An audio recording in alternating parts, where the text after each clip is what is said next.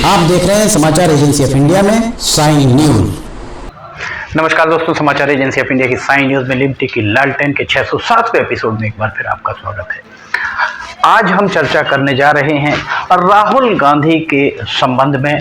राहुल गांधी जिस तरीके के वक्तव्य दे रहे हैं और जिस तरीके से उनके द्वारा जो चीजें की जा रही हैं वो कांग्रेस के लिए लाभदायक है या कांग्रेस के लिए हानिकारक है। राहुल गांधी के वक्तव्य पर मौन क्यों है कांग्रेस के अध्यक्ष मल्लिकार्जुन खड़गे।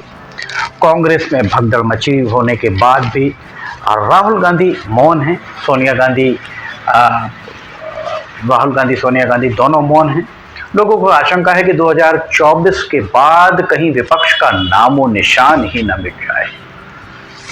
ऐसा माना जाता है कि लगभग 4 दशकों से कांग्रेस के अध्यक्ष पद पर चाहे जो भी काबिज रहा हो, पर कांग्रेस का वीटो पावर कहीं ना कहीं नेहरू गांधी परिवार के हाथ में ही रहता आया है।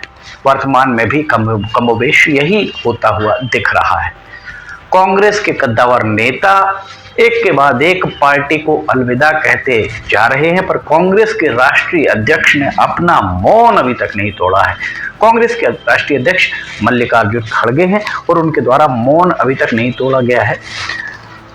यही कारण है कि देशवासियों की नजरें एक बार फिर सोनिया गांधी और राहुल गांधी पर जाकर टिक गई हैं। 2016 से 2020 के बीच पार्टियों में सबसे ज्यादा भगदड़ मची 16 से 20 के बीच में। इसमें सबसे ज्यादा विधायक कांग्रेस के गए हैं। कांग्रेस के लगभग 170 विधायक खोए हैं कांग्रेस ने, तो भारतीय जनता पार्टी के द्वारा सिर्फ 18 विधायक ही भाजपा छोड़कर गए हैं। वैसे तो पार्टी में मनवांछित पद न मिलने के कारण मोहभंग की बात आम हो जाती है, पर लोगों के बीच अब ये चर्चा चल पड़ी है कि क्या यह स्थायी तौर पर पतन के संकेत हैं। ये बात चर्चा में आना अपने आप में बहुत बड़ी बात मानी जा सकती है। कांग्रेस का साथ छोड़ने वालों की अगर हम बात करें तो उत्तराखंड के मुख्यमंत्री माफ कीजिएगा विजय बहुगुणा ने मई 2016 में कांग्रेस छोड़कर भाजपा का दामन थामा। कर्नाटक के मुख्यमंत्री एस एन कृष्णा ने 2017 में, आंध्र प्रदेश के मुख्यमंत्री किरण कुमार रेड्डी ने 2023 में, उत्तर प्रदेश के छत्तर रहे नारायण दत्त तिवारी ने 2017 में, अरुणाचल के सीएम पेमा खांडू जो पहले खाटी कांग्रेसी रहे हैं, उन्होंने 2016 दिसंबर में, नारायण राणे जो महाराष्ट्र के थे सितंबर 2017 में कांग्रेस को छोड़ा और 2019 में भाजपा के हो गए। पंजाब के मुख्यमंत्री रहे अमरिंदर सिंह, 2021 में पहले उन्होंने लोक कांग्रेस का गठन किया, 2022 में पीएलसी का गठन किया और उसके बाद उसे भारतीय जनता पार्टी में विलय कर दिया गया। हाल ही में महाराष्ट्र के पूर्व मुख्यमंत्री अशोक चौहान ने कांग्रेस का साथ छोड़ा और भाजपा का झंडा थाम लिया है। 1995 में, अगर आप थोड़ा सा पीछे जाएंगे तो 1995 में नारायण दत्त तिवारी, मध्य प्रदेश के पूर्व मुख्यमंत्री अर्जुन सिंह, मोहसिना किदवई आदि ने एक साथ मिलकर तिवारी कांग्रेस का गठन किया था, आपको याद होगा। केंद्रीय मंत्री आरपीएन सिंह ने जनवरी 2022 में कांग्रेस छोड़ी, भाजपा के हो गए वे। कांग्रेस के पूर्व कानून मंत्री रहे अश्विनी कुमार ने फरवरी 2022 में कांग्रेस को टाटा कहा। जून 2021 में राहुल गांधी की किचन कैबिनेट के अहम सदस्य माने जाने वाले जतिन प्रसाद ने कांग्रेस छोड़ी और भाजपा का दामन थाम लिया। पंजाब कांग्रेस के अध्यक्ष सुनील जाखड़ ने मई 2022 में कांग्रेस को अलविदा कह दिया था। इसी तरह जो हम आपको बता रहे हैं, इसी तरह गुजरात के पाटीदार बाहुल्य गुजरात है, गुजरात के पाटीदार नेता हार्दिक पटेल को राहुल गांधी खुद 2019 में कांग्रेस लेकर आए थे। उन्होंने मई 2022 में कांग्रेस छोड़ दी। कांग्रेस के छत्रप रहे ए.के. एंटोनी रक्षा मंत्री भी रहे हैं, उनके पुत्र अनिल एंटोनी ने जनवरी 2023 में कांग्रेस से त्यागपत्र दिया था। कांग्रेस के वरिष्ठ नेता कपिल सिब्बल ने मई 2022 में कांग्रेस से त्यागपत्र दिया और समाजवादी पार्टी के समर्थन के बतौर वे निर्दलीय प्रत्याशी के रूप में राज्यसभा पहुंचे। पूर्व केंद्रीय मंत्री मिलिंद देवड़ा ने इसी साल 14 जनवरी को कांग्रेस छोड़ी। इसी तरह जम्मू कश्मीर के पूर्व मुख्यमंत्री गुलाम नबी आजाद ने अगस्त 2022 में कांग्रेस छोड़ी। तो ज्योतिरादित्य सिंधिया, माधवराव सिंधिया कांग्रेस के छत्रप हुआ करते थे, और माधवराव सिंधिया के पुत्र ज्योतिरादित्य सिंधिया ने मार्च 2020 में कांग्रेस से विदा ली। सोचना चाहिए कांग्रेस के आला नेताओं को इतनी भगदड़ आखिर क्यों मची हुई है। आखिर कांग्रेस के जो नीति निर्धारक हैं उनके सलाहकार आखिर कौन है। राहुल गांधी के सलाहकार कौन है, सोनिया गांधी के सलाहकार कौन है। अहमद पटेल जब तक थे तब तक इस तरह की स्थितियां कम ही दिखाई देती थी।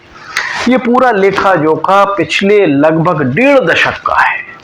इसके पहले के आंकड़ों पर अगर गौर फरमाए तो कांग्रेस के नेता टूट कर गए, किंतु वर्तमान में जिस तरह कांग्रेस के नेता एक के बाद एक जा रहे हैं उस पर कांग्रेस नेतृत्व को निश्चित तौर पर गौर करना चाहिए।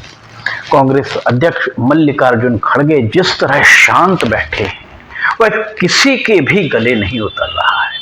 कांग्रेस अध्यक्ष मल्लिकार्जुन खड़गे हैं और राहुल गांधी बयान दे रहे हैं कि मिलिंद देवड़ा जैसे नेताओं को अगर कांग्रेस से जाना है तो वे कांग्रेस छोड़कर उन्हें कांग्रेस छोड़ ही देना चाहिए। जिसे जाना हो जाए, जिसे रहना हो रहे। आखिर राहुल गांधी के इस तरह के वक्तव्य क्या अनुशासनहीनता की श्रेणी में नहीं आते? कांग्रेस के आला नेताओं के बीच चल रही चर्चाओं पर अगर यकीन किया जाए तो लोकसभा चुनाव सर पर है। ऐसी स्थिति में कांग्रेस के वरिष्ठ नेता राहुल गांधी को चाहिए था कि वे लोकसभा चुनावों की तैयारियों को लेकर अपने आप को पूरी तरह झोंक देते। आम चुनावों में कांग्रेस का परचम कैसे लहराएगा, इसके लिए रणनीति तैयार की जाती। अपने निजी सर्वेक्षण जो काम है नेताओं के, उसके आधार पर उम्मीदवारों के नाम, लोकसभा के उम्मीदवारों के नाम तय किए जाते। बजाय इसके राहुल गांधी भारत जोड़ो न्याय यात्रा पर निकले। हमारी नितांत निजी राय में भारत जोड़ो न्याय यात्रा उन्हें पहले निकाल लेनी चाहिए थी। उनके सलाहकारों को निश्चित तौर पर उसके पहले ही इसे निकालने का मशवरा दिया जाना चाहिए था और जनवरी माह के अंत तक या गणतंत्र दिवस पर इसका समापन कर देना चाहिए था, क्योंकि उसके बाद लोकसभा की तैयारियां आरंभ होती। देखा जाए तो किसी भी दल में इस बात का विशेष महत्व होता है कि किस पदाधिकारी को मीडिया के सामने वक्तव्य देने के लिए अधिकृत किया गया है। अन्यथा पार्टी लाइन से हटकर वक्तव्य देने की से पार्टी की किरकिरी होती है। इसके लिए बाकायदा प्रवक्ता का एक पद हर पार्टी में होता है।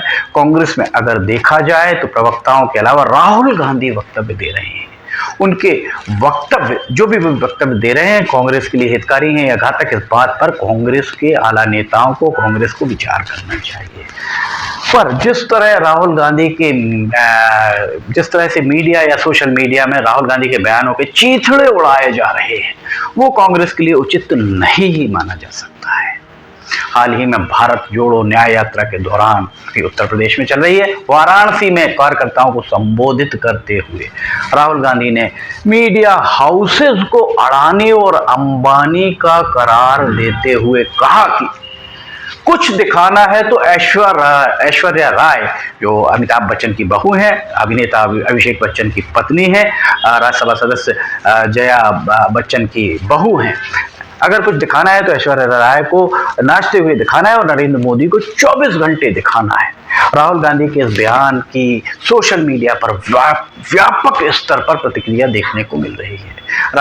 राहुल गांधी ने इस तरह का बयान क्यों दिया, यह बात तो वे ही जाने, पर इस तरह के बयान चीप पब्लिसिटी स्टंट भी करार देने से लोग नहीं चूक रहे हैं।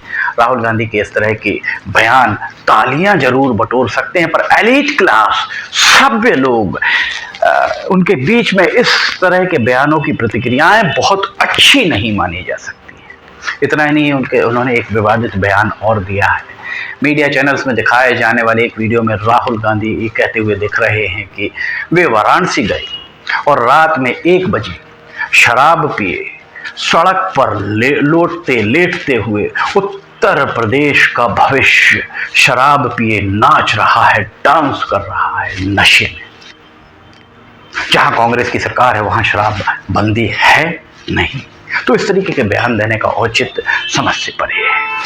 राहुल गांधी के भाषण कौन तैयार कर रहा है, इस बारे में कांग्रेस के राष्ट्रीय अध्यक्ष मल्लिकार्जुन खड़गे को निश्चित तौर पर विचार करना चाहिए। साथ ही इस बारे में विचार करना चाहिए कि राहुल गांधी के द्वारा दिए जाने वाले बयानों से कांग्रेस को फायदा पहुंच रहा है, फायदा हो रहा है अथवा नुकसान। किसी भी दल के अध्यक्ष का ये दायित्व होता है कि वो पार्टी हित में जो भी है वो जरूरी कदम उठाए। इसके साथ ही अनर्गल बयानबाजी पर लगाम लगाने के रास्ते भी प्रशस्त किए जाने चाहिए। कांग्रेस की आईटी सेल को सक्रिय किया जाना चाहिए। लिमटी की लालटेन के 607वें एपिसोड में फिलहाल इतना ही। अगर आपको समाचार एजेंसी ऑफ इंडिया की साई न्यूज में लिमटी की लालटेन देखना हो तो सुबह 7 बजे इसका प्रसारण होता है। आप समाचार एजेंसी ऑफ इंडिया की वेबसाइट या साई न्यूज के न्यूज चैनल पर जाकर उसे देख सकते हैं। आपको अगर ये खबरें और लालटेन पसंद आ रही हो तो आप इसे लाइक, सब्सक्राइब और शेयर जरूर कीजिए। साथ ही नीचे कमेंट बॉक्स में जाकर लिख कर बताइए कि आपको ये कैसे लग रहे हैं, आप और क्या देखना चाहते हैं। समाचार एजेंसी ऑफ इंडिया के सहयोगी अखिलेश दुबे के साथ लिमटी की लालटेन के 608वें एपिसोड को लेकर हम बहुत जल्द हाजिर होंगे। फिलहाल आपसे इजाजत लेना चाहेंगे। जय हिंद।